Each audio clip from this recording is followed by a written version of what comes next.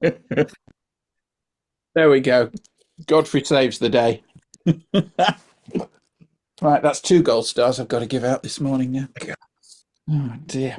Oh, you've all disappeared on me. Right. Oh no, that's it. My second screen just died and came back.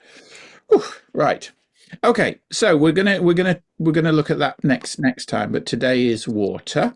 And thank you everybody who sent in images. For those of you that are new, we send a link out to a Google Drive.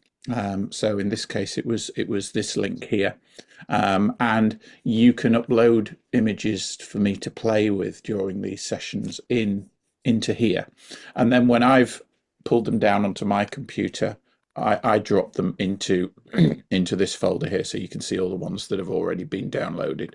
Um, it's easy to upload into Google Drive.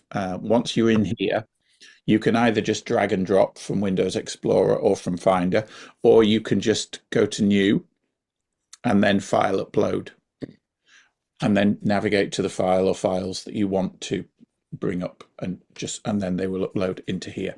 Okay, so that's just so that those of you that are new, if you haven't done that before, that's how to do it. Okay. Each session, I also put together a little handout. So you've got a good one this time. So there's 30 pages in the handout today.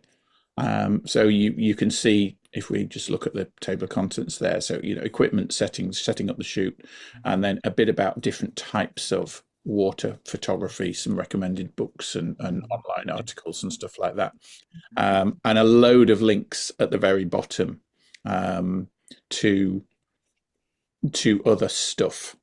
Okay, so there's lots there for you to go off My and God. explore and play with. And Incredible. when we finish the session, what I do is I copy in the Zoom AI summary, um, and so you've got a kind of like an abridged transcript, if you like, of the session as well at the bottom.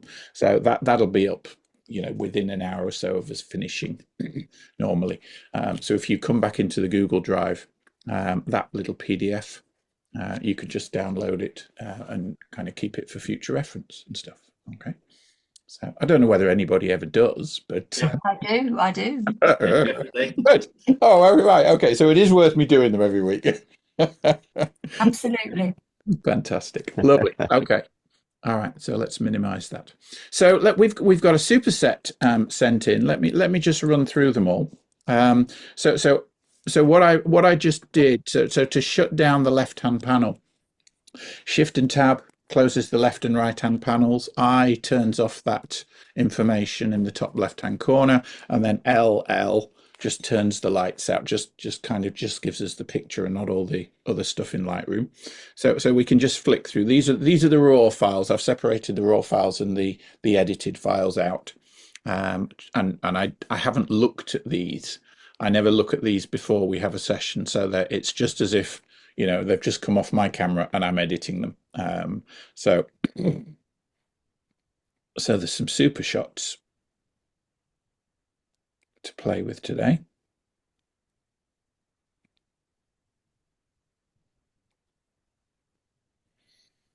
From all different places as well, by the look of it. There we go. So G for grid.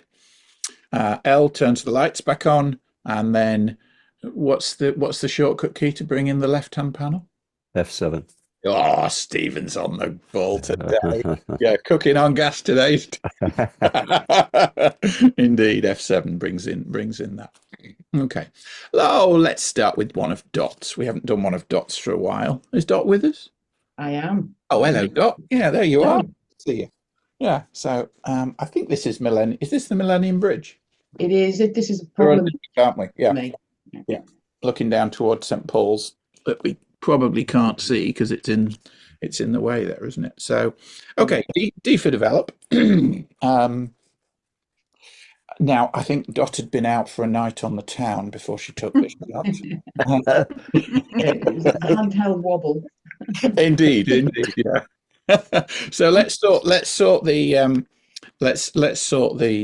horizontals out first then. So we come into transform, and I've moved transform up from where it normally sits to the top of my workflow, because I normally will transform and crop before I do anything else. Okay, so wherever you have transform come into it, and I always use the guided or this and the guided are the same thing. Okay, so I just click on there. Um, our main concern in this case is the horizontals. So one of the horizontals would be, and I mean, it doesn't have to be perfect, but I'm just going to take a line along here and kind of try and figure out where that horizontal should be. It's a bit difficult, isn't it? Because we've got, I think it's a wide angle lens. So I'm just going to say that should be one horizontal line. And then I'm going to pull another horizontal line and I'm going to take this top horizontal of the bridge. Okay. Now you see the loop view, the little square in the middle, that's on because I've got the show loop checked. If you don't have show loop checked, you don't get that tiny little view. So that gives you, pixel perfect placement. So we'll find the edge there, and then we'll move across and we'll find the edge there.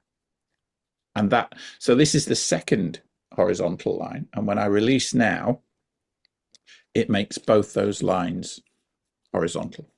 Okay, so that's kind of how you play with those horizontal lines. And I think our verticals are looking pretty good. But again, we've got a bit of distortion because you can see now we've got keystoning coming in from the right and the left a little bit. So I'm going to take a horizontal and run it down there and try and just match it to the vertical of that building. Yeah, and on the other side, I'm going to do the same thing and try and get that vertical. I reckon it's about there.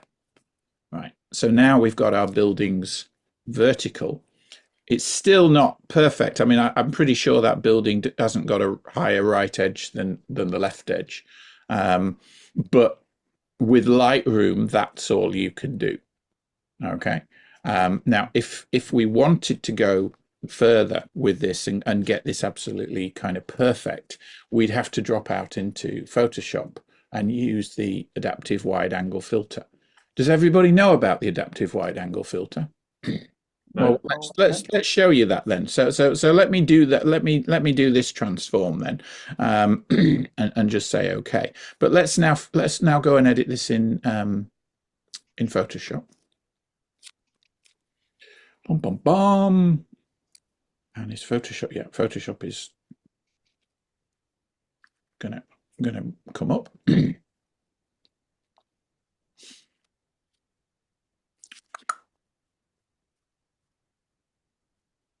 Come along, Photoshop. Right, okay, and I don't need the next stuff. Okay, so what we've got now is the photo that we edited in Lightroom with the Lightroom edits. Yeah, but I really want that to be horizontal as well. Okay, so let's just see whether we can make everything work exactly as we want it. So if we go up to the top to the filters, there is this option for adaptive wide angle. Okay, and this is like transform on steroids. You can put as many lines as you like into an image with the adaptive wide angle. Okay, so what we've got now is the image showing up. And if I draw a line, say along the top of this building, and again, you see the right, this here is like the loop view. So I can put the cursor exactly on the top of that building, the little crosshairs there, and I can draw a line along the top of the building to there. Okay. Now you get the circle, and then within the circle you get two handles, and between those handles you can't actually see it because of the color of the sky, but there's a white line. Okay, now if you've got to put your very point of your mouse on that white line between the two handles and right click. So at the moment we're saying between that point there and that point there, between these 2 points on the circle, yeah, I want you to make that straight because it might just be slightly bowed or whatever, and it'll make it straight. But I also want you to make that horizontal. So you choose horizontal. Okay, so it's going to make that horizontal. Now it's basically made that horizontal and it's skewed the rest of the image now, hasn't it? Mm. So now what we've got to do is we've got to say, okay, well that's not quite right. So let's do another line then. So let's do a line along. Say that, and can you see that line is kind of slightly bowed? Mm. If you follow it around, it's slightly kind of arched. So let's say that we think that that line there, say, should be horizontal. And I reckon that's about right. Yeah. So that will make that absolutely horizontal. Is that right? Don't like it. I'm going to delete it. Let's do it. Let's do some smaller increments. So let's make this horizontal. Right click. Okay, so you see now that's made that bit horizontal and this bit's horizontal. But I also want this to be properly vertical as well because it's not. So I'm going to take the side of this building here and I'm going to come down here to there. And just the same way, right? So that's making it straight, but then put my cursor between the two handles and say make this one vertical. Okay, so that's now the top of that's horizontal and the top of the side of that is vertical. And then we can come over, say, to this side and do the same for this building. Yeah. But we're not just limited to just these, two lines. So there's my line again. Right click, vertical. Okay. And then let's say that I want to make sure that the center of the bridge is vertical. So I'm going to draw a line down here. Yeah. And I'm going to say, okay, right click, make that vertical. So that's kept vertical, that's kept vertical, and now this is kept vertical. So it's kind of doing all these multiple transforms and trying to kind of then keep everything straight. Yeah. And now I'm looking in the middle here and I'm thinking, well, that building's still a little bit distorted, isn't it? So let's take a line here. Yeah. And just come up. And I'm looking over in the right-hand loop view here to get this right because it's so small on the main thing. Right click, vertical. Yeah, so that is now vertical. So pretty much, I think we've set up our image perfectly aligned now. Yeah. So now Trevor seems to think the nearer horizontal girder is still bowed. the nearer this it is well spotted. Right. So look, watch what happens. Look at this. You're going to bend metal. Yeah. So You're a geller. so from that point over to this point, I want that to be straight. Ooh. Yeah. Yeah. And horizontal. So it's kind of tried to do it, but it's not quite, achieving what we want, is it? Because it's gone the other way. So we can try just tweaking it and see whether we can get kind of it to do what we want. I don't know whether we're going to be able to. Sometimes there's a limit to what it will do, but yeah, so that's not letting us go horizontal. Let's see whether we can just take a smaller piece here. Can we make that fully horizontal? Yeah, no. So the to some extent the barreling of the lens is we can only do so much. Yeah. You could go into the perspective and put a mesh on this and actually you've got even more control. But the adaptive wide angle has kind of set us up for pretty much a reasonable image. So I'm just going to say okay, and it now applies all those changes. Okay. And then I'm going to save that image, file save. And by saving the image, that's going to save that image back into Lightroom. Okay, so you can see it saving down in the bottom left-hand corner there. Okay, so if I now, I can shut Photoshop down actually now. And I generally do that when I'm not going to be kind of using Photoshop again because it'll save me memory. So now if I come in, I've got the original file, yeah, the ARW file. That's the one that Dot sent. And then we've also got the raw file, the PSD file. So I mean, it's kind of like which one do you prefer? That's the one with the Lightroom adjustments, and we've still got a straight here, and we've got a pretty straight here, but the building is definitely bowed. Or we've got perfect buildings now, but we got a twisty top. So I mean, you've got to choose which one you prefer. Yeah, I'm going to go with dots. Yeah, I'm going to go with dots because I think that's a bigger element of the scene, and it's in the foreground. And to me, the fact that that's bowed here looks wrong, whereas this one looks righter. So, can I say that righter? Yeah, probably not. Yeah. And today. Okay. So that's the one that I would propose to edit. Sky's a bit bright. Mm. So, but if you look at the histogram, it looks like we've got just a little bit of fall off before it gets to the edge. So I reckon that if we come out of transform and go into basic, that we'll actually be able to rescue our highlights. So let's just see. Yeah. So all that detail is there. Now, because we're under the bridge, I'm just going to start with dehaze and just see whether dehaze will give us a start on that, and because dehaze is also going to affect the water. Yeah, and you see what dehaze is doing. It's darkening the underside of the bridge a bit. That's all right. We can fix that later on. But it's giving us detail in the cloud, but it's also giving us a bit more kind of clarity around the water, which is good. And then I can pull back the highlights and get my sky back and stuff. And this is before we've even started to select sky or do anything fancy there. So now we've got a nice kind of more detail in the sky going on. I think this should be black and white. I don't know what you did to this yet, Dot. So don't tell me. But I think this is a form shot. So I'm going to see whether we can turn this into black and white like that. So I press the V key to turn that into black and white. Okay, so V just swaps you between black and white and color. And now we've gone into black and white. I think let's just drop down into the B&W tab here. And let's see if we darken off the blues a bit. Yeah, so now we can get a bit more contrast going on from the sky. And notice what's happening in the water as well. As we darken the sky, the blues in the sky, because they're all reflected into the water's also getting a bit more detail going on. And it's also accentuating the reflections, which is quite nice.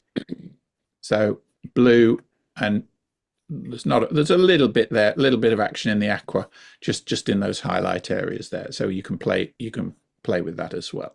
Okay, so we're just starting to get a bit more drama going on in the sky. I don't want to make the blues completely black because I want to keep a bit of tonal separation between the sky and the bridge. So just pull the blues back there. So we've got the detail and the darker kind of clouds, but the bridge is still the key thing to play with here. So I think the underside of the bridge wants to be one element that we play with. I think that the buildings would be another element to play with, and then I think the water would be a third, and then we've got the sky as kind of the fourth element. So let's say we've done the sky. So let's choose the bridge. I don't know whether select subject will do that for us. Let's play. Well, it made a pretty good job of it, but it's not by any means perfect. We could start with that and kind of add to it maybe.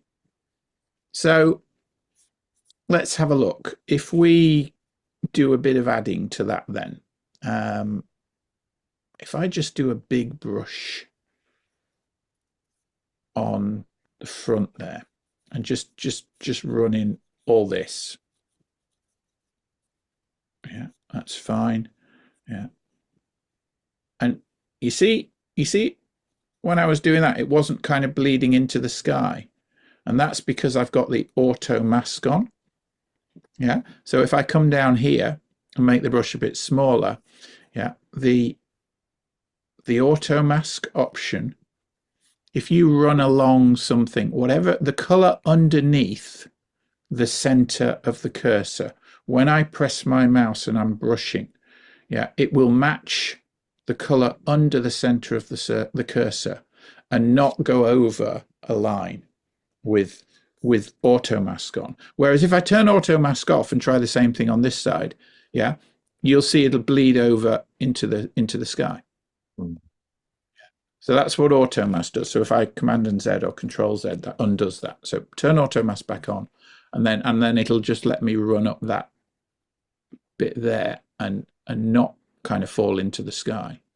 Yeah, which can be quite useful if you're trying to do those little kind of nudgy bits like that.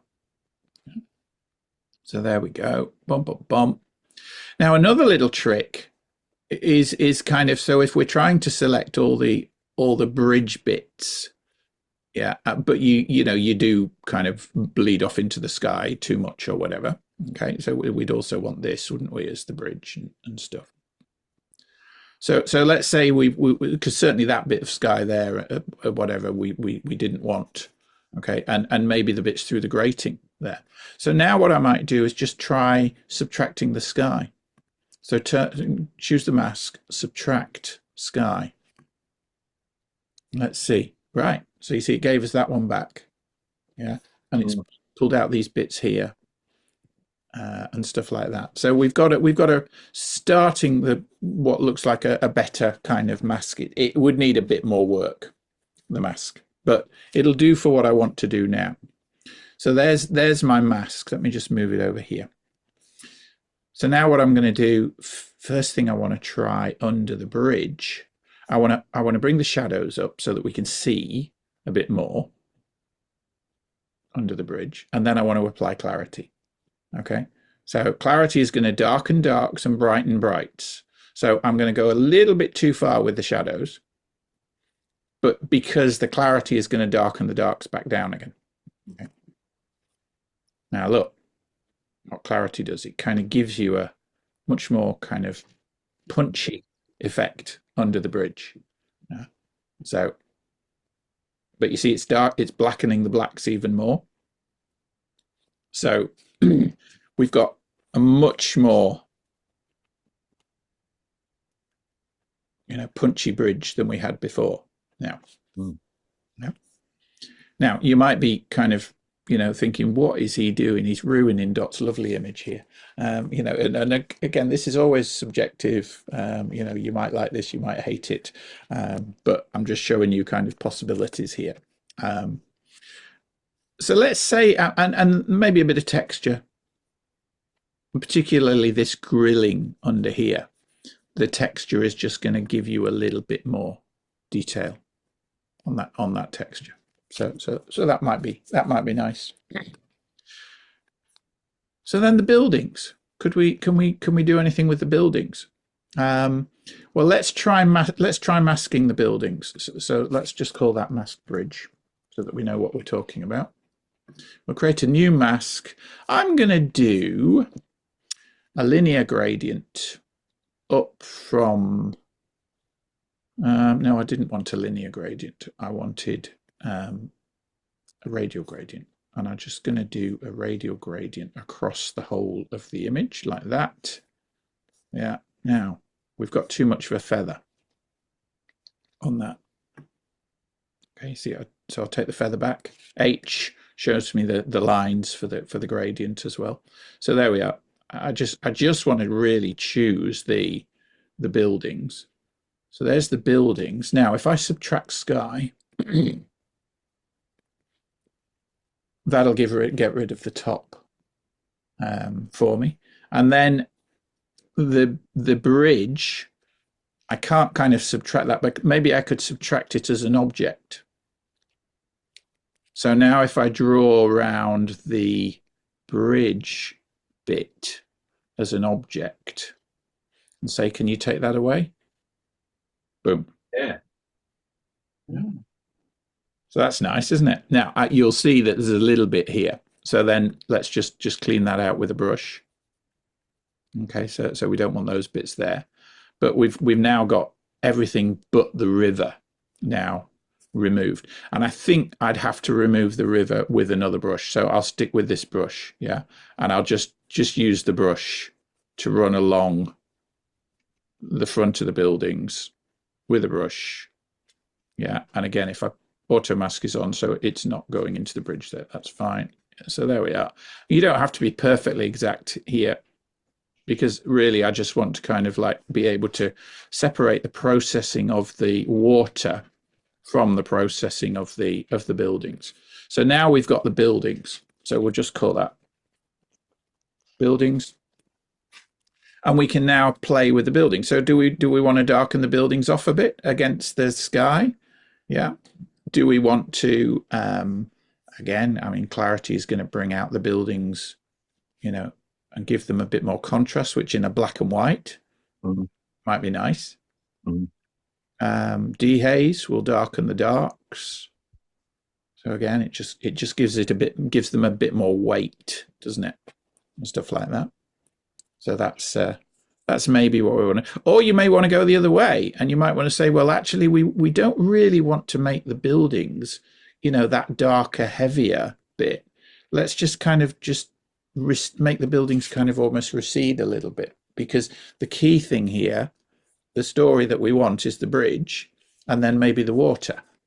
Yeah. So if we kind of clarify the buildings, then they go back in the image and they don't become as main a part of the image. So you don't always have to kind of amp everything up. Yeah. Okay, so that's the buildings. So now the last thing is the water. I think probably the easiest way to select the water is a linear gradient and then just remove the middle. So create a mask with a linear gradient, come up to about here and hold the shift key down. And now as I click and drag upwards, that linear gradient has a kind of reasonably soft edge there, but it's kept fully horizontal. Yeah. Whereas if I don't hold the shift key down, you get that kind of thing. And I always find drawing a linear gradient really difficult because my finger wobbles. Yeah.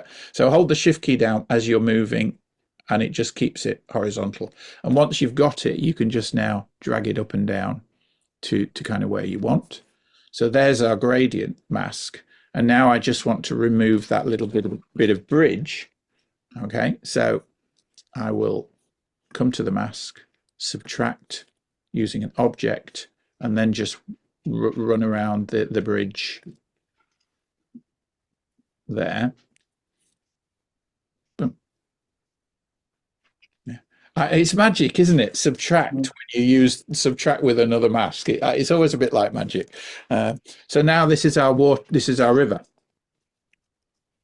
Okay. So what do we want to do with the river? O turns the overlay off, or just click on that little button there. Okay. But we're still working in the river area, and to get the most out of the water, clarity is your friend here. Okay, so clarity is really going to bring that water up beautifully. Yeah, it's just an amazing tool for water, and dehaze. Let's darken that water off. So now what we've got is a darker water, kind of reflecting the dark triangle coming in. Yeah, it reminds me of the Star Wars destroyer, in that first. But we've got much more detail in that water than we had before. Yeah. So if we go from kind of where we started to where we've ended up, yeah, That's brilliant. You've really brought a bit more out, haven't you? Are you still talking to me, Dot? Oh yes, absolutely. That's wonderful. Did you send a before and after in? I did, but I don't want to show it now. Oh. Come on, let's see what you did. Where's yours, Dot? Dot raw, dot edited. Right, so you stayed in color. I did. I had a bit of a problem with the buildings at the back, trying to select them with a brush. Yeah. Because there was the building, and then there was a bit of there was quite a space between the rest of the building, if that makes sense. Yes. Two levels, and I couldn't quite select them properly. And I was also trying to blur the water. Yeah. Okay. So you wanted the kind of long exposure effect on the water. Yes. So Yeah. how did you try to do that? I did that with the The dehaze, the press. or the anti-texture. Yeah. With one of those three, anyway, to do it the other way instead. Yeah. So, I mean, for those of you that haven't kind of been on one of these sessions before, if we wanted, rather than the water to be highly clarified like this, yeah, if we wanted, so I'll go back into D for develop and come into the basic tab again. Right. So let's go back to our masks and select water, the river again. Okay. So we've got our river mask selected. Yeah. So rather than have it pin sharp like this, if we want it to just be kind of soft as if it was a long exposure, yeah, then if we come down to the clarity and texture and dehaze it, rather than coming to the right, if we go to the left, yeah, we can get a totally different effect on the water.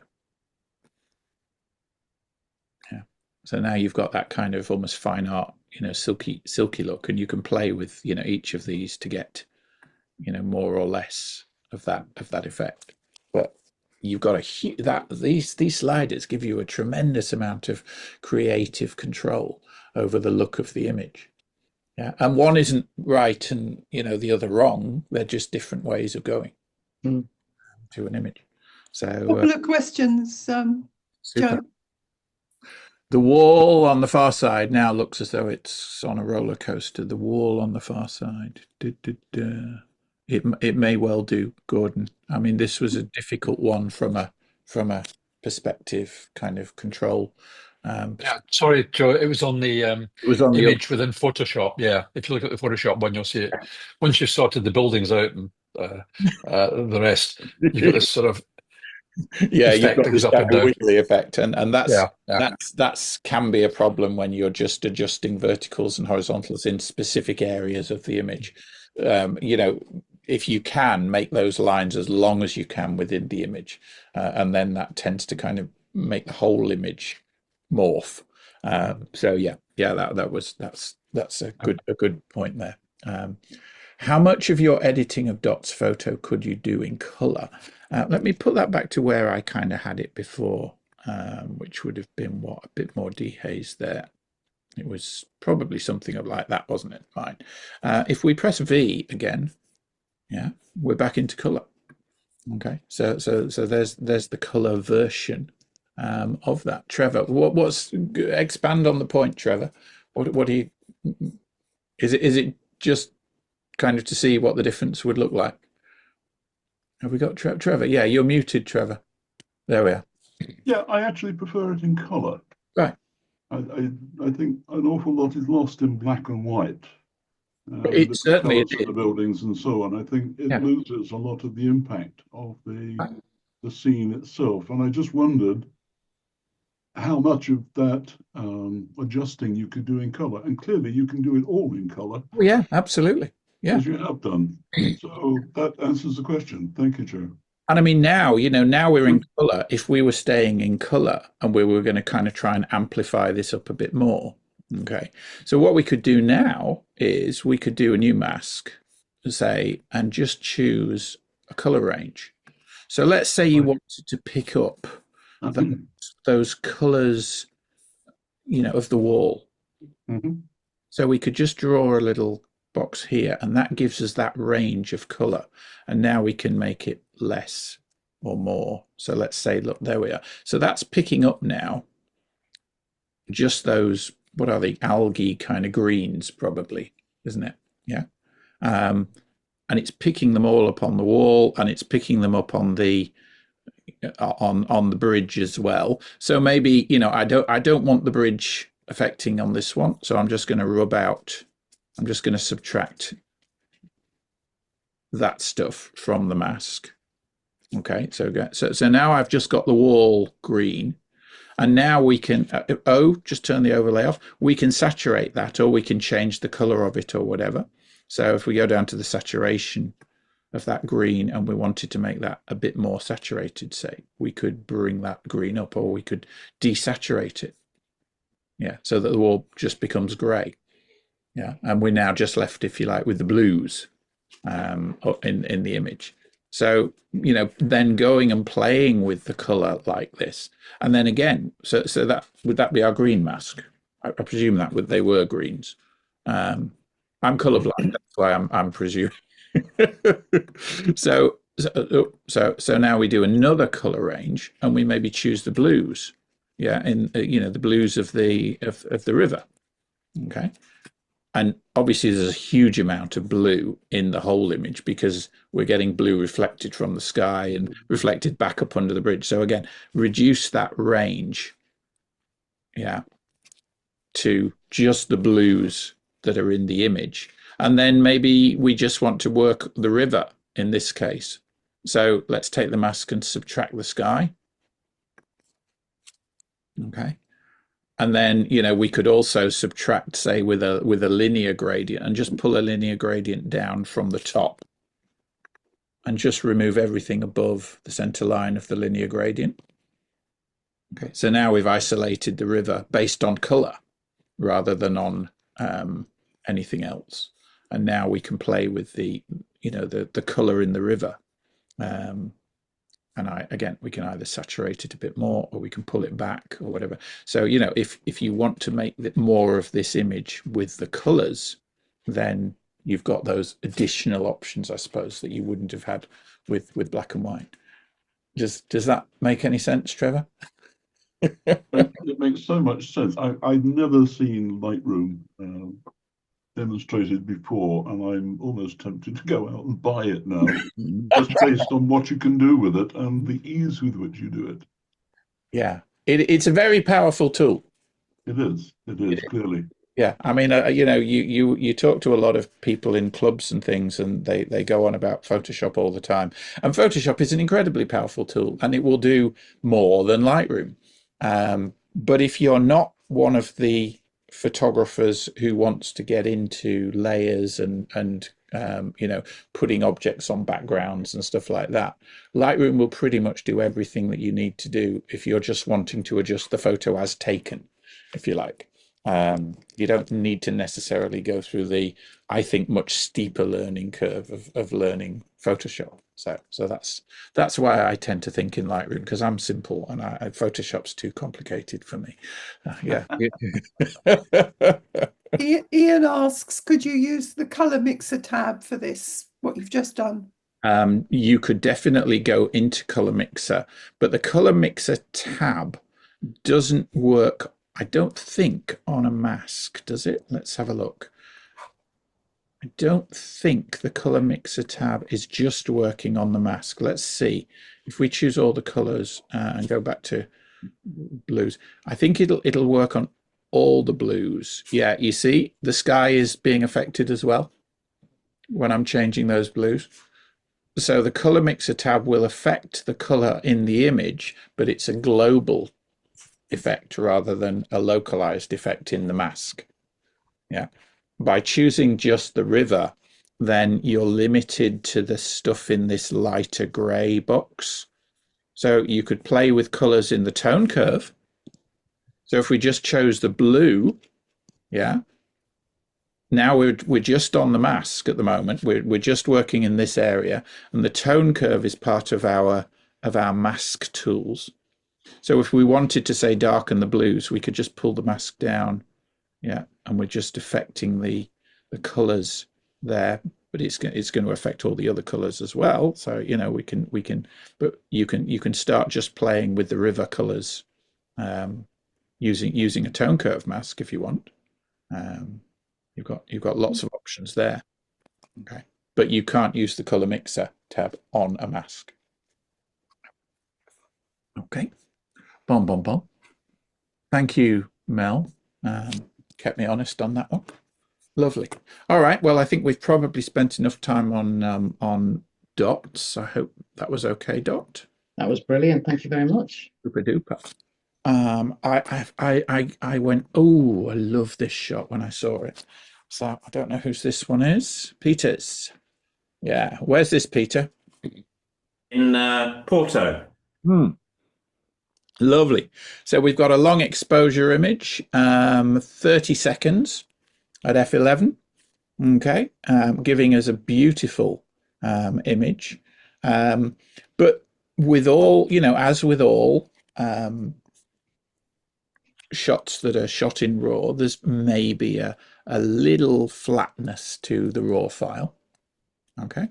Now, let's just go into the basic tab and let's just have a look at the profiles. Okay.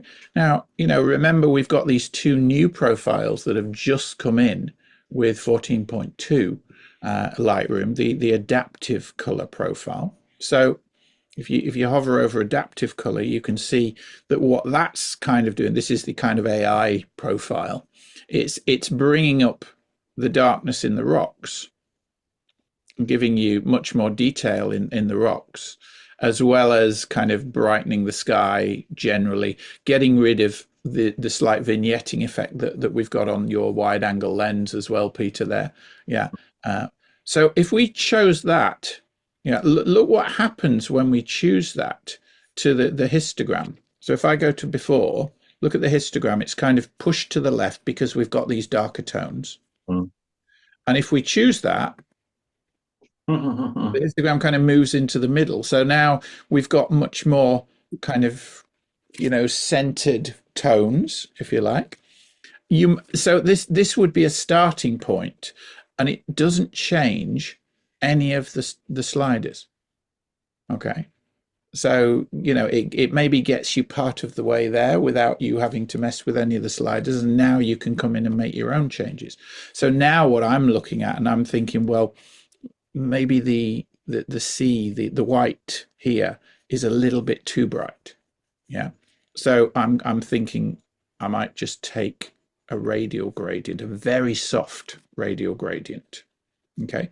So that's not a soft radial gradient, that's a hard edged radial gradient. Yeah. We turn the lines on and off and you can see. Yeah. But let's feather it the other way and just make it really soft. So now the effect of this radial gradient is going to be more in the middle there. Yeah. And if I turn H, just turns the lines on so that we can see where we're playing. So I just really want that radial gradient to be affecting this central area, not really the sky. Yeah. So let's just bring it out a little bit more. Now, and whatever I do in that area now, yeah, is just restricted to the radial gradient. Now, you see, it is bleeding out into the sky when I do some stuff. So before I do whatever I want to do, what I might also do to that mask, O shows the mask, yeah, is just remove the sky from it. So just do a subtract sky. Yeah. And that's just removed the sky from it. So now it's that radial gradient, but cut off at the horizon line. Yeah, which is nice. So now what I can do is maybe just pull the highlights perhaps. And it just starts to give us a little bit more detail in the in the water. Now you might not like that because it's kind of bringing that water down a bit grey, isn't it? So if you pull the highlights down but then push the whites a little bit, you've now got the detail back, but you can kind of constitute the whites. Yeah. And another thing again to play with water so often, clarity and dehaze. Okay. So if we dehaze, we're going to get more of the darker water stuff. We're still getting movement. We're still getting the softness, if you like, but we're actually getting a little bit more clarity into the darker areas of the water. Clarity might be too much, but it depends what you're looking for. And then texture, you probably don't want texture. But what texture will do is it will find the rocks. Yeah. And it'll just give them that little extra sharpness. So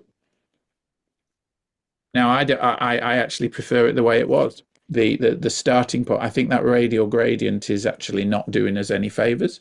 You see, because I'm showing you the before and the after. You might like that one. I actually quite like it as it was before we started. So sometimes you try this and then you say, nah, don't like that. Yeah. So then maybe you take the radial gradient and you just delete it. Just hit delete. Yeah. And it puts it back to where it was. So you can try things and then, say, no, I didn't like that. And the history panel has got all your changes. So there's the delete of the radial gradient. If I didn't want to delete it, well, then come back a step. Okay, yeah. There's the step before, and come back a few more steps and we can see what we did in that radial gradient, and you see them being reflected in the image. Now, this change, this ability to look at the image by going down the history and it being reflected straight across there, that's a setting. Okay, so if yours doesn't do that, there is one of these options. Where is it? Where is it? There's an option in here somewhere. I think it might be under performance. Yeah. Enable hover preview of history in loop view. Okay, so it's this little tick box here under preferences, performance, and then the develop tab. Yeah. So if that's checked, so let me uncheck it now. So you see now as I hover over those different history steps, nothing's happening in the middle. You're not seeing the differences. Whereas if I go back to Lightroom Classic and preferences and turn that back on, now you're seeing the differences on hover. Yeah. You need a reasonably fast machine to do that. Otherwise, there's a bit of a lag. But if you've got a reasonably fast and powerful machine, then that's one to turn on. It's quite a useful one. Okay, so that's that. Always check, and it looks to me like it's okay, but always check your horizon line. Yeah. So come into alpha crop, yeah, and then the angle tool. So you put one end on there and then go to the other end there. I reckon that's off by about a couple of degrees. But, yeah. And an experienced judge will catch that. Yeah. So, whenever you do a horizon, even if you were on a tripod and you had a leveling line or whatever it was, you sometimes, just always check that your horizon is actually working. And then Covering on the rocks, not always. Those are the things you're going to change in post. Yeah, absolutely. But we have the tools in post. Yeah, so yes, if you know that you've got that tool in post, you don't actually have to get yourself a self-leveling head and spend all that extra money. You can just say, sure, I'll fix it in Lightroom. Yeah. And it takes you a couple of seconds to do. I like this type of an image. I like a kind of more panoramic view. The sky up at the top here is a little bit blown out in the highlights. So I might try a sky selection. So just create a sky mask, and I might just see whether we'd pull the highlights down a little bit. Yeah, so we can get a little bit, but you see that bright there? You're not going to get that back. That's gone. So in that case, I'm thinking maybe let's crop just to below that and go for a 16:9 crop. So if we do a crop, half a crop, and we go 16:9, yeah, we can still have our rocks at the bottom. Yeah. But we lose that bright there. This one's fine. So we've still got a little bit of the cloud movement. Yeah. But that actually now also brings us pretty much up to the rule of thirds. Look at that. Now, our horizon line is pretty much dead on the rule of thirds. We've got leading lines, this nice kind of triangle effect of the leading lines going on here. We've still got sky and we've still got color and all the rest of it. So that's just something to think about. Yeah. And then if you wanted to pick up the rocks as opposed to the sea, I would try to create an intersect mask. So I'd do a linear gradient up from here just to make sure we've got everything apart from the sky. Okay. And now I'm going to intersect that mask. So 3 dots and intersect. Yeah. Or hold the Option or the Alt key down and there's the intersect button. Right. And I'm going to intersect that with a luminance range. Okay. And now put that over here. Here's my luminance range. Now, if I exclude all the brightest tones, we'll just be left with the rocks. So you just pull back from the right. This is the bright tones. These are the dark tones. I just want this luminance range to include the dark tones, and watch what happens as I pull back from the right. The sky's disappearing. The white of the sea is disappearing. Yeah. And as I keep coming back, yeah, all I'm left with are the darker tones. Right. So there we are. Come back. Give me the rest of the rocks, and then separate that little house icon from the vertical one. Yeah, because this is the main tones, and this is the feather. So let's just feather it out so that we've got no sky. Yeah, I still need to subtract sky. Right, there we are. So, but that's really now just giving us, pretty much the rocks. Yeah. If I want to paint in these rocks here, then I could do that with a brush. I could just add a brush, make sure the auto mask is on, and I can just paint in. And you see it's not going over the edges. The edges are high contrast. Okay, so I can get the rest of those rocks in. Now you see there, it bled into the white. That's because there was a little bit of white on the rock, and the center of my cross went into the white. Yeah, you see there's some white there. If I go over there, you see it immediately bleeds into the white. Yeah. So now what I want to do is I want to come over here, hold the Option or the Alt key down, turn my brush into a minus, and I can just brush those back away. Okay, so there we are. So now I've got the rocks nicely selected and the darks nicely selected. And now whatever I do with, say, texture,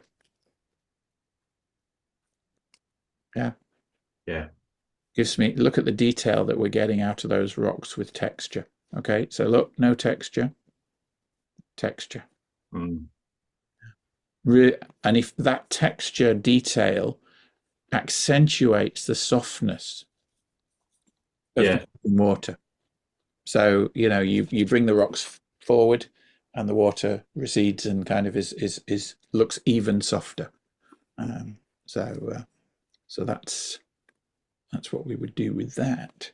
And then I might put that vignette back. In this case, it's a very central image, this. So we could just go down to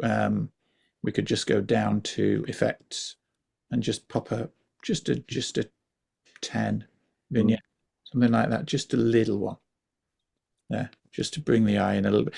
That vignette's still a little heavy in the corners, isn't it? Yeah, if we do that. So I'm not actually liking that vignette. So maybe I'd do it with a radial filter, another radial filter. So then pop a radial gradient over this area here. Yeah. And now you're not limited to it being circular. And if you wanted, let's say we just wanted to vignette the sky and we didn't actually want to vignette the rocks at the bottom. Okay. Well, the way of doing that, let me delete first, is you'd come in and you'd make your image a bit smaller to start with. So it's at 30. So let's go down to say 12%. Okay. Now come into the masks again, create a new mask with a radial gradient, but do the radial gradient kind of so that it's just, kind of off the image like this. Yeah. And now when I invert this, so I'm going to invert the gradient. So it now only affects those other bits. Yeah. And you can now make this as big or as little as you like. So there we are. We're getting basically, we're just going to get an arch of slight darkening. Yeah. And then come into exposure and just darken it down on the top, just a little bit. Yeah.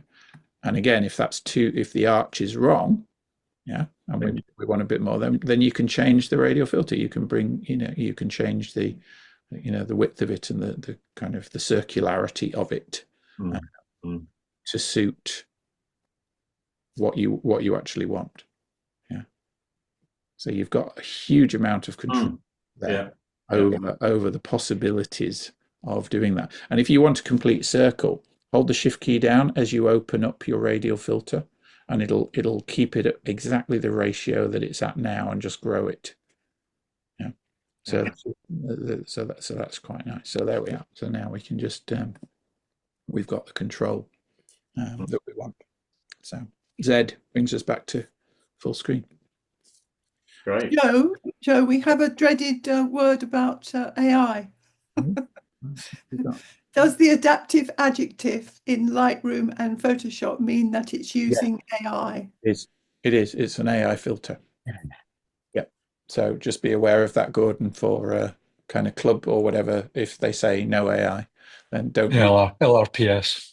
Yeah, don't use the adaptive filter. Yeah. Yeah. Good to know. Thank you.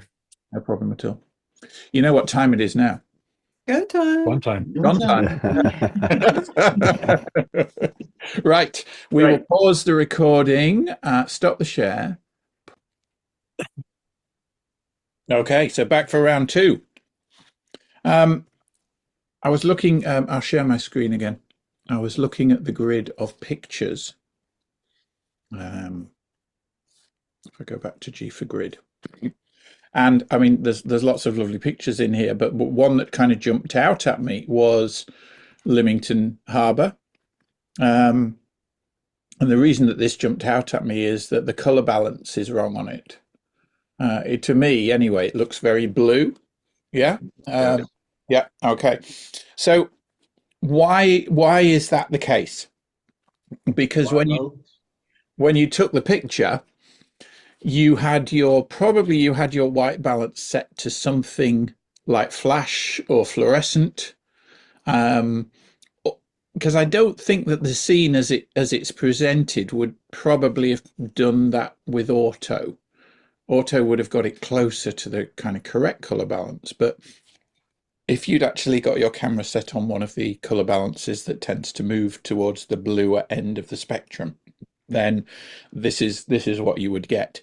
So, I mean, the color balance thing is an interesting one. I mean, I always set a color balance when I'm going out. So you just look around you. If it's a cloudy day, which it very often is, then if you just move to the little cloudy icon or whatever. What I never do is leave the camera on auto white balance. Interesting. And the reason that I don't do that is that if I do that, the camera is deciding what the color kind of temperature should be for each image separately. So they're all over the place over the shoot as a whole. Yeah. In most shoots, the light isn't going to change radically during a shoot. So if that's the case, then set the white balance, and then the color temperature is the same for all the shots that you take over a period of an hour or half an hour or whatever. And as long as the light hasn't changed significantly in that time, then you know that you can make a change to one of your images, and it'll be the same change that you can apply to all of the images. Otherwise, you've got to go into every image and kind of tweak it differently. So very easy to do, though. So I mean, this isn't a problem. The temperature slider at the top of the basic tab is the one that adjusts the temperature. So you see, as I move this from the right hand side, which is where it starts, and we move it to the right, we warm up the colors, and we're starting to get something that looks a little bit more like normal. Now, we go further, and we're now into the too warm. Yeah. So it's somewhere between there and there is kind of where we should be. So a quick way of kind of getting to that is use the dropper. Use the dropper and find something that should be white or mid-gray. Okay. So let's say that that wheelhouse there should be white. Yeah. So you put the end of the dropper on that, and if it's saying, well, that's about right for the color balance. Now, maybe let's try this. See, yeah, it's not moving it much more. So you can kind of move around a bit. So we're all, the color temperature is now at about 6,900, and you can, and I mean, obviously then you can come and tweak it, you know, to get it to just what it is that you want. 5,200, I think, is normally kind of daylight. That's 5,200 is recognized as normal daylight temperature. So it's quite possible that the conditions were such that today the light coming through the clouds or coming out of the sky was a slightly different color. So we actually need to warm it up a little bit more than 5,200, because I mean we're 1,300 Kelvin warmer in this case to get it looking something like correct. You were frowning there, Gordon. So do you think this is still too warm or too bright? It's difficult to know, isn't it? It's Yeah. No, I thought it was right. I think I was looking at which whites you should pick up, and I always find it difficult to try and find a white that's right. That's right. Yes. And I try and look at the RGB percentages, and try and get them around the sort of 80 to 90 position, and you got the bang on 90 there, which is pretty good. Right. So that's 80 to 90 again, yeah. right. Yeah. Yeah, and for those people that are wondering what Gordon's talking about, the RGB, if look in the top right-hand corner of the screen under the histogram, and you've got the R, G, and B, the red, green, and blue values there. And you see, so I'm in a white area there, so that's quite bright. So we're up in the 90s. If I move down into the netting, you see the RGB colors are much lower now because I'm into shadow. I'm into darks. And then if I go over to the water, we're into the kind of, the mid tones, 60s, that kind of stuff. So that gives you an idea of the brightness of the color, the three colors under the dropper. So, okay. So what do we do with this image now? Again, my OCD's kicking in. So the first thing I'm going to do is I'm going to do a transform. Because if you just look at the verticals here and the verticals here, it's keystoned out that way. So how would you avoid that keystoning? It's difficult when you're using a wide angle lens. So let's have a look and see whether we've got any lens information on this. So it's the 24 to 105 out at kind of 39 mil. Okay, so it's not that wide angle a lens then, but we definitely are getting a bit of keystoning.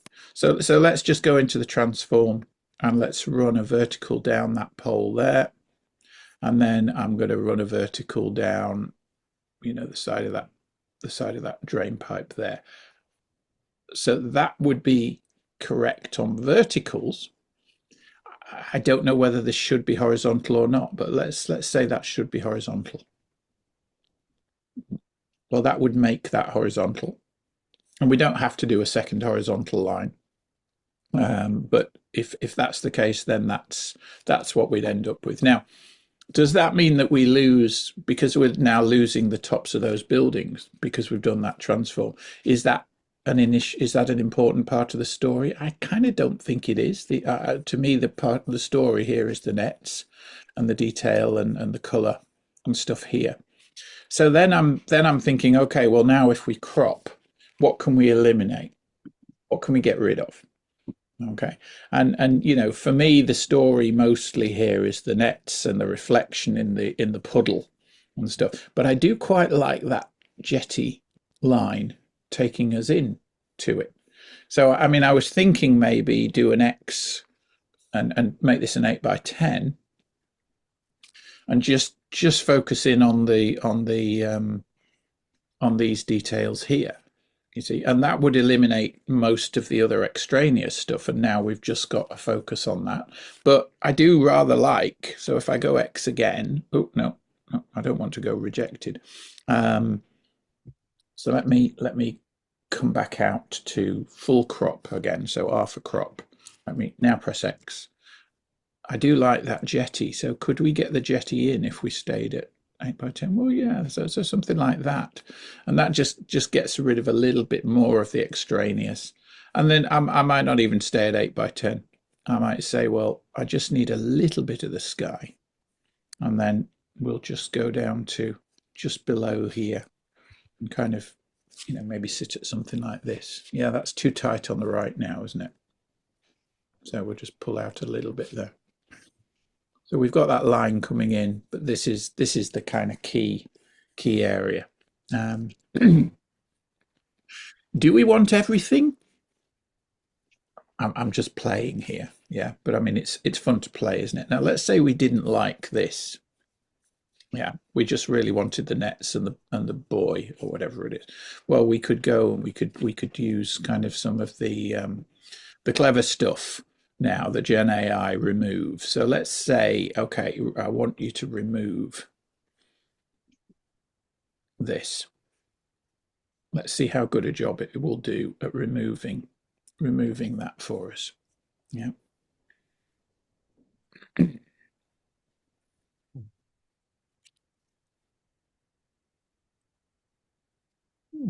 So we've got 3 options now.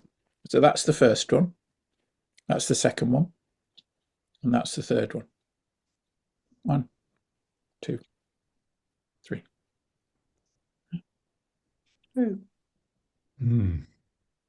Interesting, aren't they? I reckon that one's probably the most realistic, isn't it? Something like that. So I'd probably go with that one. And now I'm looking around and I'm saying, okay, so now what do I want to do? Yeah. This is my key bit. So maybe I want to get a bit more now out of the nets and stuff. So what would select subject give me? Not very good. Okay, so let's undo that. Command Z on a Mac, Control Z on Windows. Okay, well then I'm going to use the object mask. Okay, and I'm going to draw around this net and the thing. So you just draw around the edges and include that. So let's see whether it'll select all that. So it selected most of it. It just didn't give us the buoy. That's all right. I don't mind it not having the buoys because I really just want to get more out of the netting. Okay. So now we've got that mask, and you see it's sitting in the main tab area at the moment. We can just pull the masks out to there. Now we can play. So O turns the mask on and off. Yeah. So what do we want to do? Well, again, I'm thinking texture, because there's lots of lovely texture to be had from that netting. Look at the difference that we're getting out there. Yeah. Dehaze will give us a little bit more punch, particularly in the reflected nets. Look at the difference in the reflection the dehaze makes. Yeah. And that works for any reflection in water, or where you've got water and then maybe a stream bed. Yeah, clarity and dehaze will very often get rid of a lot of the reflection and let you look down through the water and really bring up the detail there. Okay, so that's rather lovely. Clarity is going to kind of, accentuate the mid-tone contrast. I don't think we need clarity in this case, but I do like the way that dehaze has given us more punch in the reflection. It makes this cohere much better, doesn't it? So that's working. Now, so let's call that nets. And then I want to play with the ball and maybe saturate it up a bit more. So let's create a new mask with an object mask. So let's see whether we can choose the. So that's not a very good mask. So let me undo that and let me try it again. And we'll just make our brush a bit smaller. There's April's friend arriving. Okay. So that's better. There's a little bit that I'm going to have to take away there.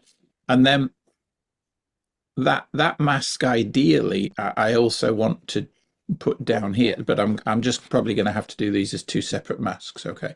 So there's one, but I can add another object to that. Okay.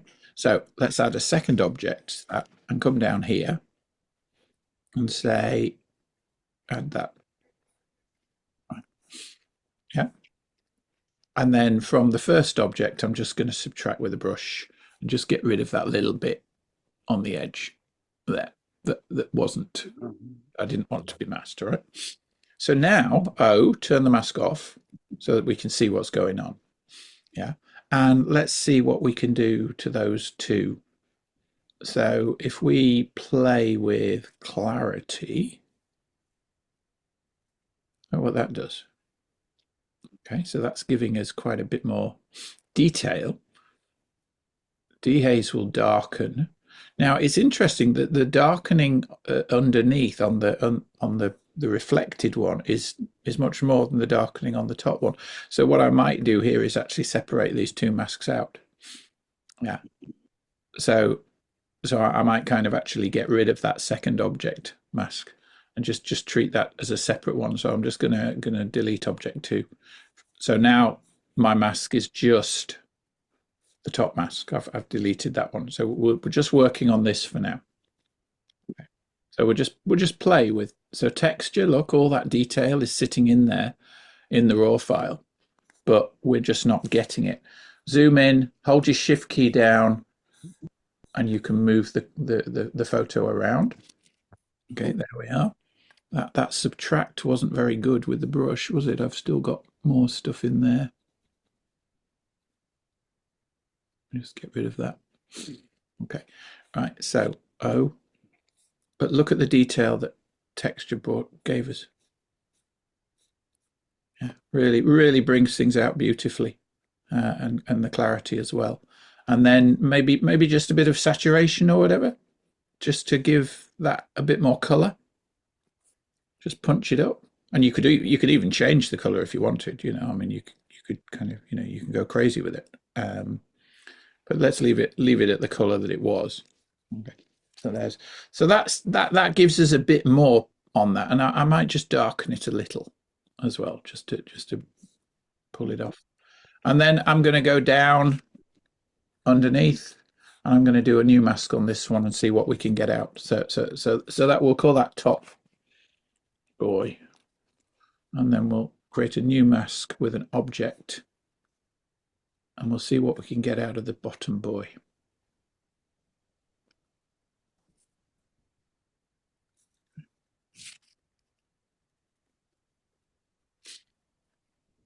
And again, just run the same kind of things down. We maybe just need a little bit of exposure, but then let's see whether we can get clarity, texture. You know, it brings the boy out a bit more, and we probably don't need the exposure now. So let's just bring that back up a little bit more, something like that. So that's, and Z brings us back out. What else might I like to get a bit more out of? The paving stones. Let's see whether we can get a bit more out of the paving stones. I'm going to do a brush to start with. And I'm going to brush around, make that bit bigger. Square brackets keys makes your brush bigger. Yeah, square brackets keys bigger and smaller, or just use your trackpad or whatever. Okay, so if I keep auto mask on, I should be able to brush along the edge and it not fall into the water. Yeah. Okay. Now I don't have to be too careful here, because really I'm just trying to get it to play in the area of the paving stones. You see, and it's doing a pretty good job of not falling out of the edging too badly, and it's not critical anyway. Okay, but there we are. Let's just draw that mask in and fill all those gaps in. Okay, something like that. That'll do.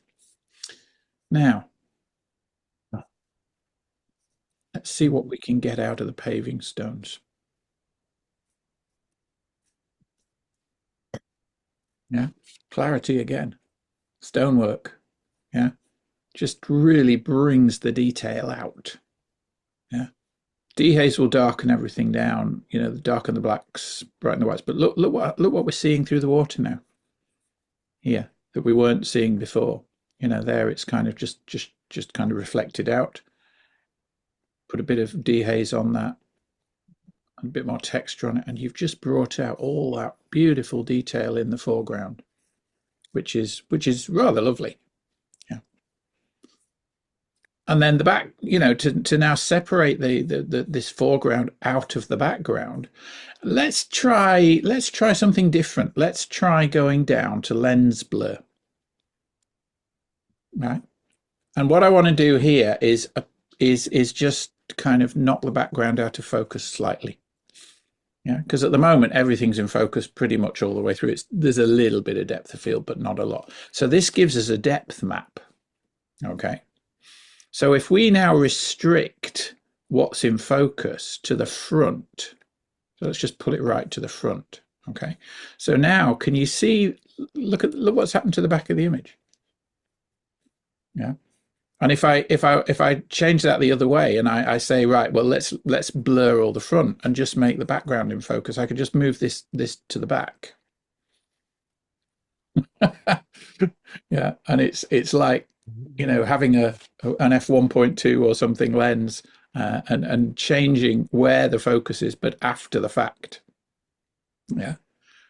And if you want to not have the focus right to the front, well, then pull from the front here.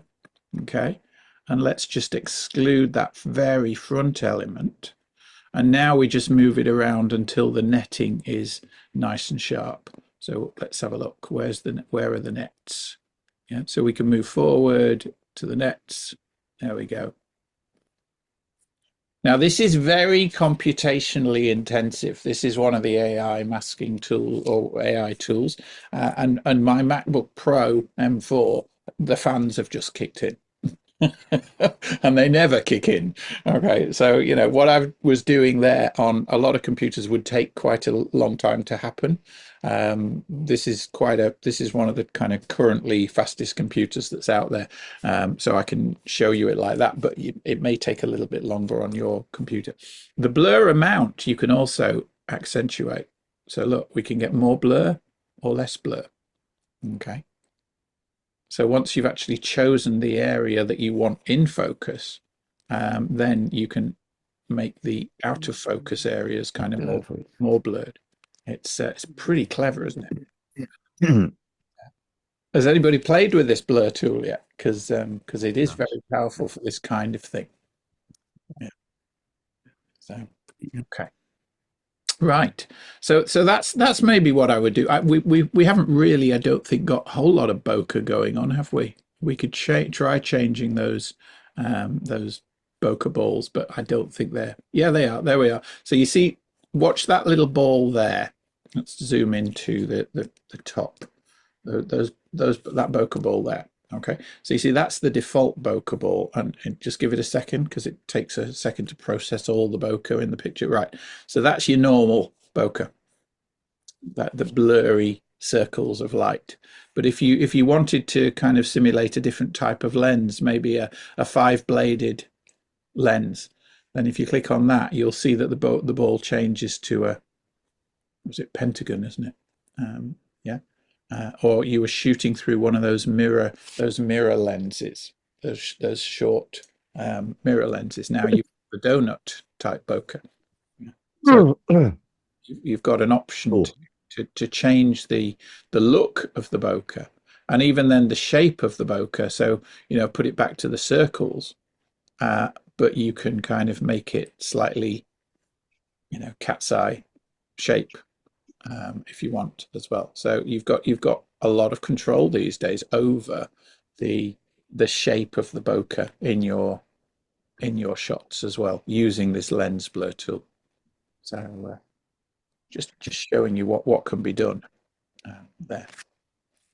And I think once we've done that, I might just throw a radial filter and just vignette very slightly. So radial filter over this area here. The masks. H give me the lines.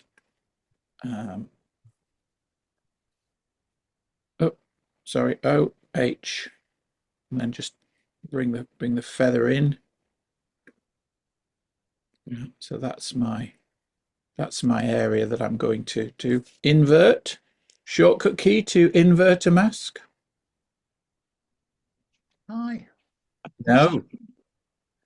Apostrophe? The apostrophe. Well, yeah, absolutely. That's it. It's the apostrophe key. So that inverts the mask.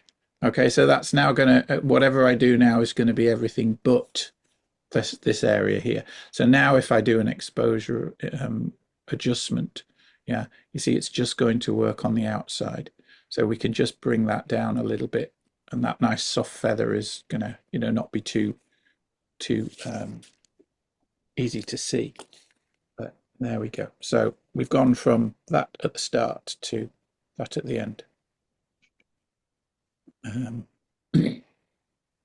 don't know whether you like that or not. Yes. Fantastic. Whose was this one? It's can't remember who was the author of this one, Lymington Harbour. But, anyway. It was me. Chris was, yeah, Chris. Yeah. Thoughts, Chris? Are you still talking to me? I like aspects of it, but I don't like it as a complete picture. Yeah. So what would you not have gone with? I wouldn't have gone with so much blur in the background. Right. I certainly like the way you bought the paving slabs out. Yeah. That's a neat trick. Working on the buoys and that, obviously I never thought of doing it, but I could have easily done it on the original. Yeah. So yeah, but as a final picture, you like the background as well. Yeah. I wouldn't. I think the blur is just a bit too much for me. But, yeah. And I mean, really, I'm just showing the tool. So yeah. I've got no question about that at all. As far as it's concerned, I've never come away from one of your things without learning a load of bits. Biggest problem is memorizing them all. Super. Okay. Wonderful. All right. Super. Okay. Well, G for grid. Let's see whether we can find something different. Then this is a different one, isn't it? We haven't processed one like that yet tonight. We're not duplicating anybody's. Oh, who's GG? Me. That's Godfrey, one of yours, right? Okay, where's this, Godfrey? It's just the harbour in town. Right. We have quite high tides. This was a September tide, 10.2 meters, I think. Whoa, 10.2 meters higher than normal. Yeah. That's wow. the tides we get. Wow. Jersey get 12-meter tides. Wow. So that all the hotels were worried that another few inches and they were shops. It's all shops along there. Yeah. Jeez. Wow. I was wading around in Wellington boots on one of the piers when I took that. Yes. Right. Okay. All right. Well, let's go straight into I think transform actually rather than crop. So let me Joe, can I just ask this Trevor's question just before you move on? Can you remove a single stage from the history? No, I don't think you can. I think you can. No, I don't think you do can. everything above, can't you? But you can't just take one stage out of a history.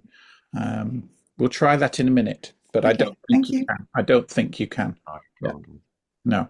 So let's just fix the uprights. Just run a line there, run a line down the end of that building there. Ooh, should be about right, shouldn't it? Right, so there we are. We're vertical. The horizontals look all right, don't they? That's fine. So we'll just say, okay, from that perspective. The highlights are a little bit bright. So I think we'll maybe try pulling the highlights down initially. Just a little bit. Not too much because we don't want to lose the nice kind of contrasts going on. Don't know. I always like to try black and white with kind of high contrast scenes and things like that. So again, we could go either way with this. The colours are rather beautiful, but I don't know. And then, I mean, I don't know whether the colours are too bright or not. So again, we could pick a mid grey. The front of this building probably looks like it should be, mid grey. And yeah, it's just adjusted the temperature a little bit. So that would probably be something like. But I mean, temperature is very much, something that's quite personal as well, isn't it? I'm always looking for kind of crops, and this big pole here is not particularly attractive. So I wonder whether if we cropped in and put the line of lights as a leading line in from the top, would that maybe work? In which case I'm probably going to lift this up a little bit. Yeah. Something like that, maybe. So we're keeping the reflections, but I think maybe that's a stronger. Yeah. And we've eliminated something that didn't really add a lot of, Now, Godfrey will tell me that is a critically important piece of history that I've just deleted or something.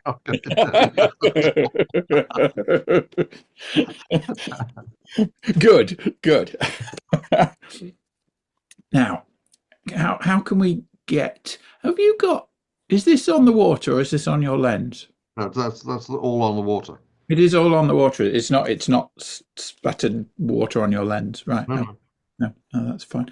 Okay, so I mean, let's see what we can do with this water, given that we are supposed to be playing in water. I'm just going to do a big brush and just turn off auto mask. You see there? You see what happened?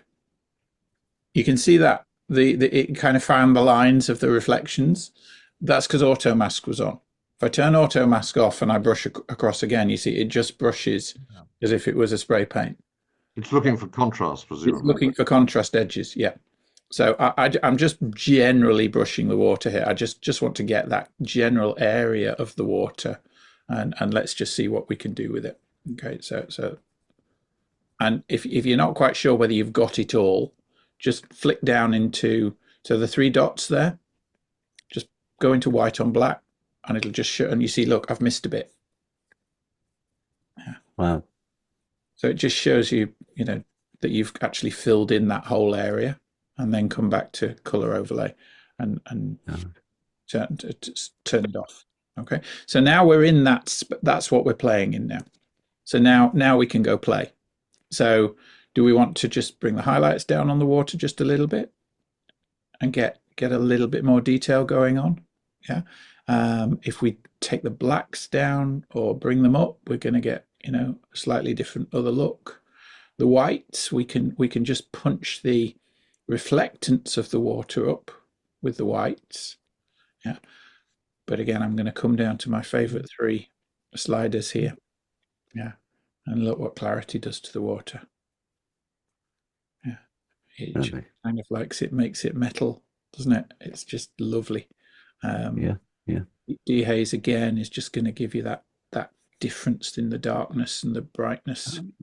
Just going to bring it out a bit more, and the water texture, you're going to get every tiny little undulation of the water if you go that way. And if you want to soften the water, go the other way. Yeah, with texture and clarity, you can kind of just declarify it a bit as well. But in this case, I think it's just wonderful, isn't it? The detail. Now, sometimes in these night scenes, the saturation is almost too much. So you might just want to back it off just a little bit, yeah. Or you can amplify it as well. So that's another thing to go. What was in your head with this one, Godfrey? Am I making a complete hames of this? I've forgotten. I've sent you my finished. Oh right, so we'll have a look at yours at the end. Then. Yeah. Okay. I think I intensified it. I think. Right. Have we got a man there? We got somebody. Yes. It is. Yeah. Yeah, he looks like he's buying a parking ticket. Yeah. I think he's taking a picture, Yeah, oh, maybe he is. holding up a phone or something. That's right. Yeah, he's kind of he caught my eye a little bit. I'm going to nuke him. Yeah, definitely. Yeah. But you're going to bring out the best in him. No, he's gone. There we are. There we are. He's gone. He was never there. Yeah. Yeah, I think that's probably what I would do with this one. And now I'm looking at it again. I want to play with the cropping.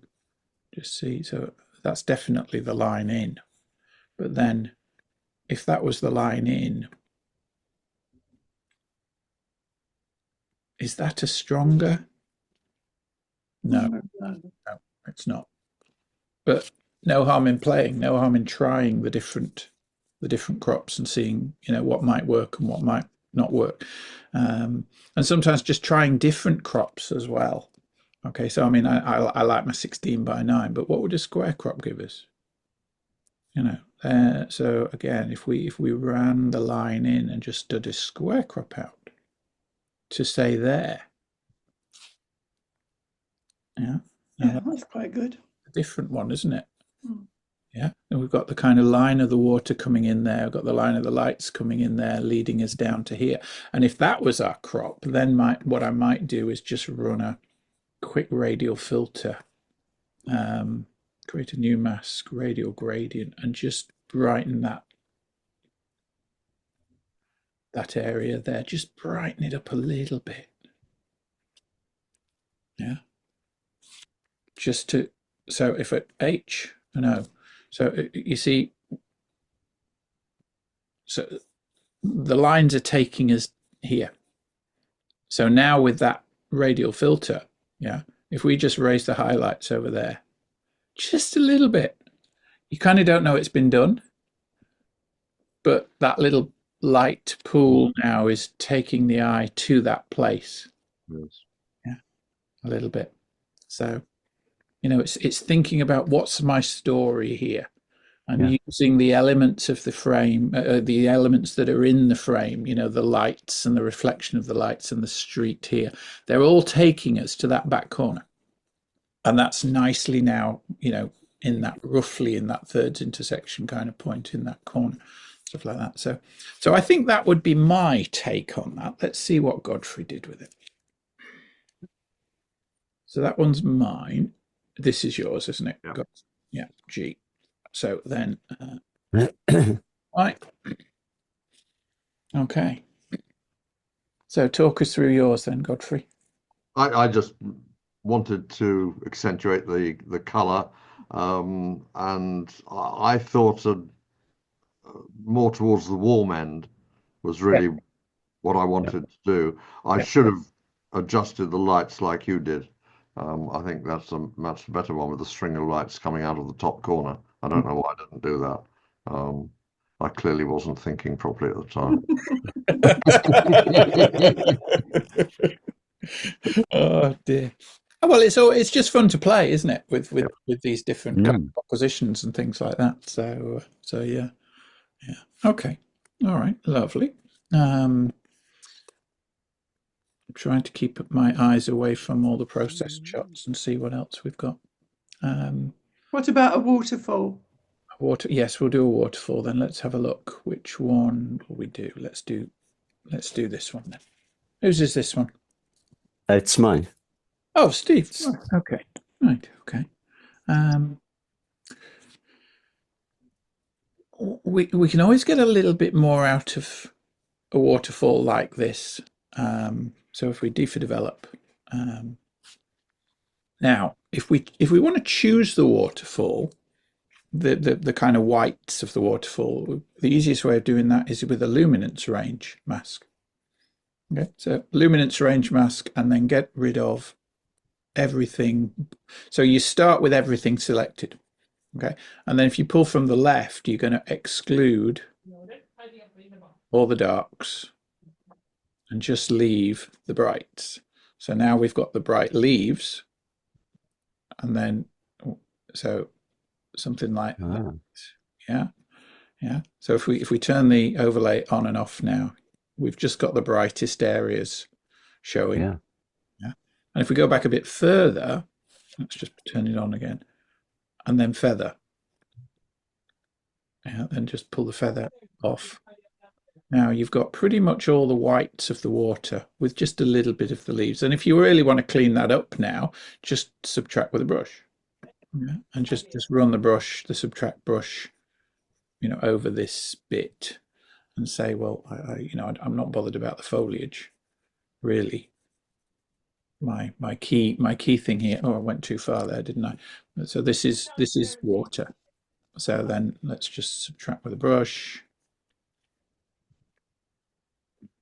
Actually, what we could do is subtract based on color range. That would be a fun one, wouldn't it? Yeah. So if we subtract based on color range and choose some of the greens. Right, now, that's getting rid of most of the, and if I hold the shift key down, yeah, then I can click up to 5 places with colors. So these are these greens that are showing up in the mask. If I click on them, you see, it's getting rid of all the green bits. And now really my mask is mostly just the waterfall. That's it. Okay, so I've done that. Right. So now when I'm making my changes, and I'm going back down again, yeah, to dehaze. Look what dehaze does. Yeah, so it's separating the dark water from the white water a little bit, and clarity will do the same. So if you want more softness, go the other way. But if you want to just show a little bit of the kind of detail of the different water falls, then you can use dehaze to do that. Yeah, and if you detexturize at the same time, it keeps a kind of soft look. Come up to the blacks, pull the blacks, change the blacks, and you're going to get similar thing. Okay, so you can play with the waterfall and just get a slightly different look to it. What you never do is pull the whites to the left, because if you pull the whites to the left, look what's happened to the whites. They've gone grey, and that's miserable. Yeah, so you want your whites to still be white. Yeah, and if the waterfall is too bright, then you use your highlights. That brings the brights down.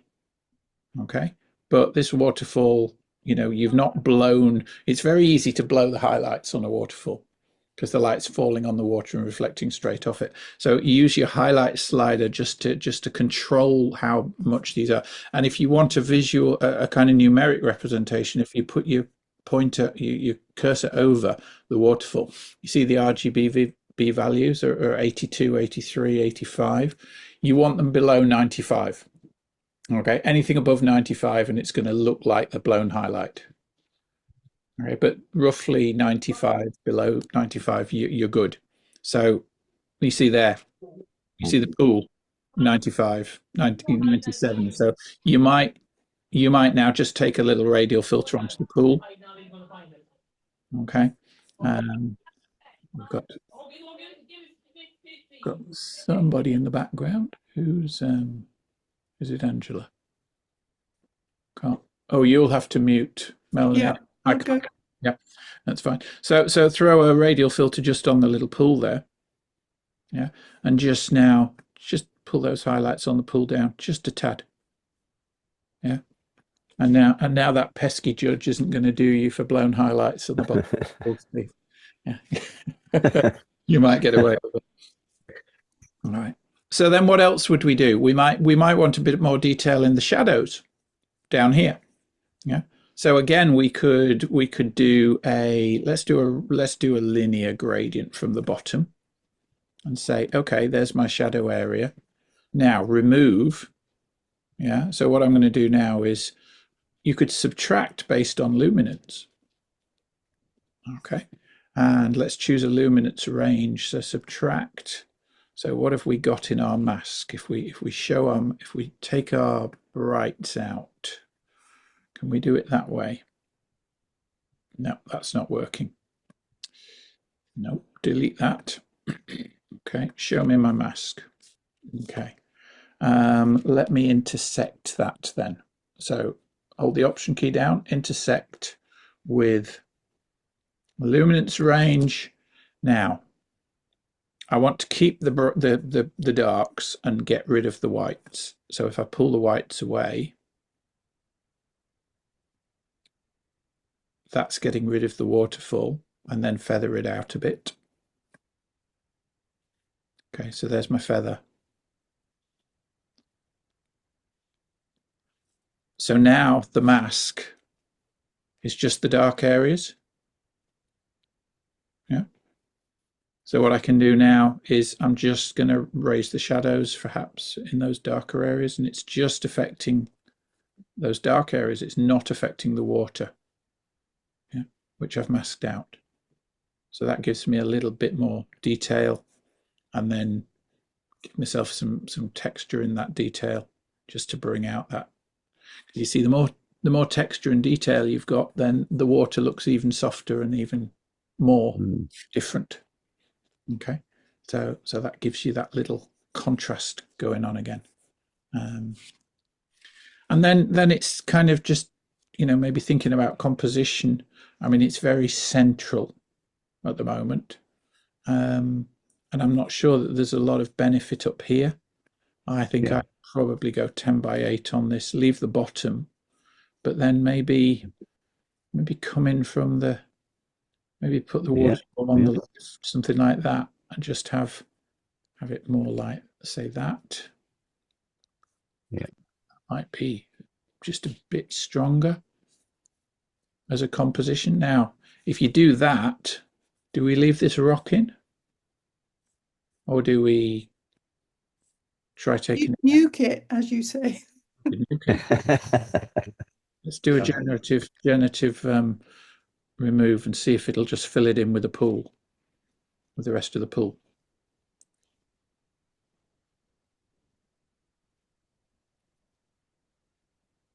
Boom. Wow. Fantastic. Nice.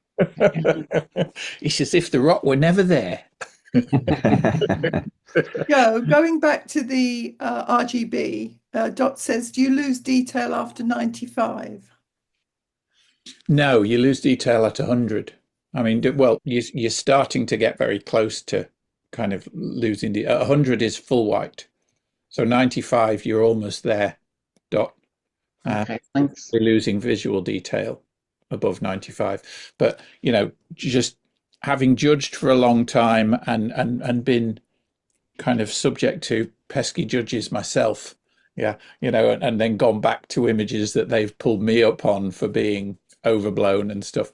It's around about 95 normally that I find causes. Be safe, yeah. Thank you. But at the end of the day, you know, to some extent, it's like, how bright is your screen set? You know, I tend to have my screen set quite bright because my eyes are getting old. Or how bright's the projector in the hall? You know, that can also affect. So when in doubt, dial it down a bit further, because if you've got a really bright projector or they're viewing it on a really bright screen, it might still be at 95, you know, and it might be well within the bounds, but they might say, "Oh, those highlights are blown." Yeah, so you've got to, it's a difficult one. It's a difficult one. Did that give you some ideas, Steve? Oh, that was great. Thank you. Very good. And I haven't actually processed that one. I've taken a lot of pictures of waterfalls, but I like what you've done there. It's very good. Joe, can you try the removal of a line in the history and just see if that works? Yeah, of course, yeah. Let's see. So D for develop. Go to the history. Let's have a look. Now we can copy the history settings to before. We can clear the history above this step, and we can create a snapshot at this point, but we can't just take a line out. No, it's like a Jenga box, like a Jenga block, isn't it? Yeah. I just want to slide that one out. Yeah, no. Like room Jenga. And as soon as you go back to one and then start doing something, it wipes out all the ones above. Everything above. Yeah. Yeah. That's why the snapshot's quite handy. That's what, snapshot or or make a virtual copy at that point, and then you've got kind of two branches. Yeah. So that's it. That's it. Now,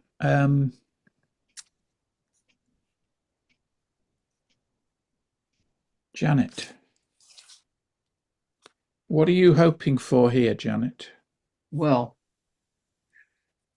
I haven't edited it. It was taken on a boat, so Right. it's not exactly ideal. But it kind of all blends in, unfortunately. Yeah. It's again, it's a little flat, isn't it? It So is. what could we do with it? Could we make it into a kind of fine arty piece? Let's see. Let me have a little play here. So if let's do a select subject and see what we get. Right. So that's all right, but we want the boat, but we also want the reflections, don't we, of the boat? Yeah. So we'd have to add with maybe an object mask now, and just come in and say, well, give me all this as well. Yeah. Right. And we might even just let's see whether we can do that again then. Objects. Give me this. Yeah, and give me that. Yeah, it's going to be a bit funky, isn't it? Right, and we'll subtract. Right, so we'll take that away. We don't want those. And subtract sky. Yeah. That sorts that bit out there. Okay, so we've started to get that. So if that, let's just call that boat. Yeah. Okay, and then I do 3 dots, duplicate and invert, and that just gives me everything else. Oh, right. Yeah. Yeah. Yeah. Now it's not going to be perfect here because these are too sharp. Yeah. Okay. I think I'd probably have to go and mask these using a luminance mask. Right. To get the dark bit or whatever. But what I'm thinking is that we just take the rest of it. Oh, look at that. The difference. Yeah. Now, I mean, you see, this isn't right. So no, but hey, yeah. But I mean, even if we just wanted to play with that fun, so let's have a look. Let me. I've never used the luminance mask actually. Yeah. Let's just get rid of the reflection completely. Yeah. Okay. So let's just say, okay, we're just going to have the boat and the man. Okay, and all the rest we just want to include in our background mask. That's fine. Good enough. So now we could start playing with the mask behind, the stuff that isn't the boat. Oh, yeah. And we could, play with that contrast and soften it off or whatever, and come down to our clarity, our texture. Yeah. And now we've got that lovely kind of. Oh goodness. Pop it into, something like a 16:9 or even a tighter. Oh, yeah. Something like that, and we've got a kind of a very different look to the goodness. Yeah. to the image. It's amazing. I didn't know Joe did fine art. He knows. Does now. Yeah. Well, it's fun to play. Yeah, it is. Isn't it? It is. I've never thought of doing all that, but thank you. And to take things in that slightly different direction and stuff like that might be an interesting way of going. You could even desaturate everything bar the yellow. Oh yeah. Something like that, couldn't you? So if we I mean you can that might be an interesting way of doing it. And then aim to lose the water though. Sorry? It's a shame to lose the water. A shame to lose the water. Yeah. Yeah, I mean, it's not. It's one way of going on this, isn't it? Just to kind of like I was just playing with that fine Yeah. arty look. Yeah. Yeah. Interesting. I think I'd lose the boat behind.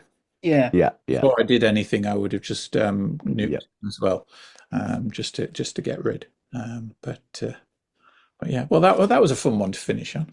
Mm. Yeah. Right. Well, everybody still seems to be awake, so I'm going to Well done. Thank you. thank you everybody for coming again. So send in an image to be judged in a fun way next time. Okay. Okay. So these are your best images. Joe's not to improve them. He's just going to talk about them. Yeah, we'll And talk. we're allowing AI, aren't we, Joe? That's right. You can send in whatever Anything. next time. Yeah, yes. We won't judge harshly. And I shall be joined by a special guest as well next time. So Oh wow. Oh, so we shall have fun. Great. Okay.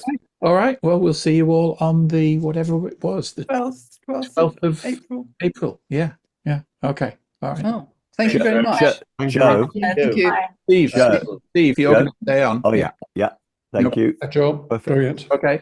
I'll stop the share. I'll stop the recording.